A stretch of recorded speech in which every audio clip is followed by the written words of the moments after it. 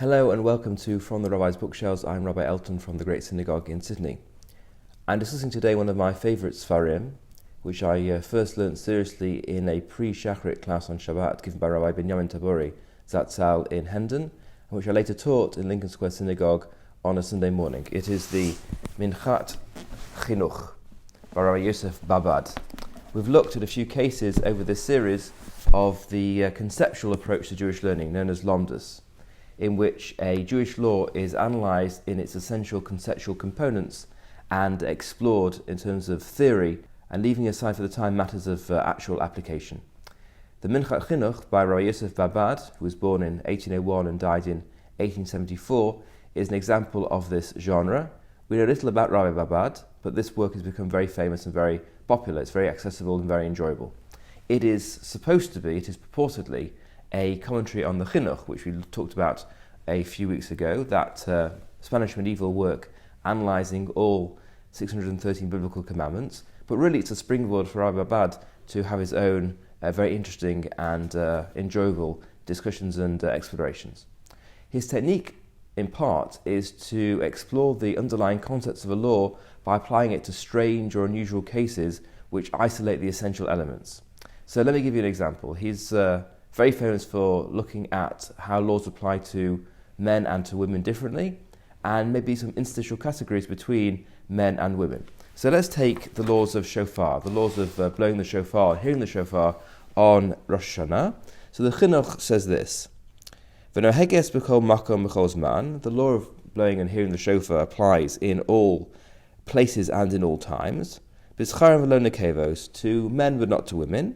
Lefi shehi michlal ha-mitzvot shezman grama, because it's one of those positive time-bound mitzvot which apply to men.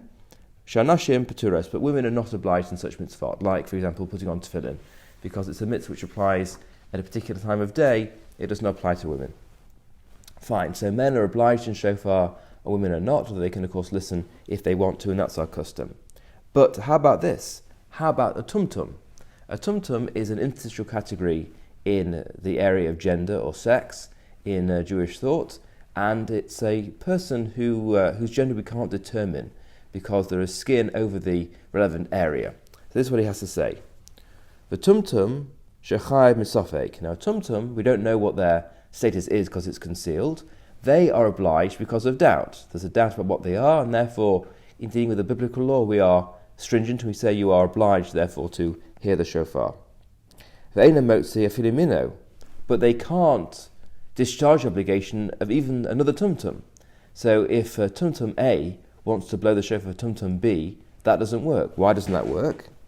Because it might be that this tumtum is really a woman and the tumtum they're blowing for is really a man. And because a woman isn't obliged in the mitzvah, she can't discharge the obligation of another person. So here you have a case where a tumtum has to listen, but a tumtum can't blow because we're not sure about their status. How about another interstitial category of gender or sex, the androgynous? Androgynous is not somebody whose gender is uncertain, it's somebody who has the features of both genders, of both sexes. So he says this: Eino chayev rak misofek. Also in this case, the person, the androgynous, is obliged as a matter of doubt, we're not sure what they are. Umotzi es mino shekulam shavim. But an androgynous can blow for another androgynous because all androgynuses are the same. They all have features of both sexes, both genders. And therefore there's no doubt whether an androgynous is liable to hear the shofar or not. It's the same for all androgynuses. And therefore one androgynous can blow for another, and as much as they need to fulfill the mitzvah, they do so by listening to another androgynous.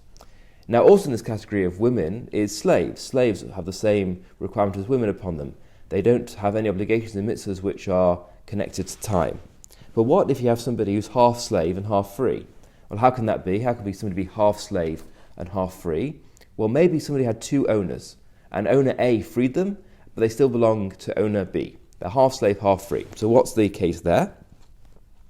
V'chatzi eved chatzi ben chorin, somebody who's half slave, half free. Eino motzi afilu mino, v'filu atzmo eino motzi. They can't blow for somebody else. They can't even blow for themselves. Why? Because their half part, which is still a slave, which is not obliged in the mitzvah of shofar, in some sense interrupts or gets in the way of their free half blowing in a way which enables somebody else, whether the slave or even themselves, to fulfill the mitzvah. So here you have a very scientific, almost, way of looking at these distinctions and these detailed cases. That in the case of somebody who's half slave, half free, we actually conceptually divide them in half and say both of those halves are operating when they blow the shofar. You can see in this perhaps a influence of contemporary scientific thought with its very rigid forms of classification, which has been brought over into the halachic realm.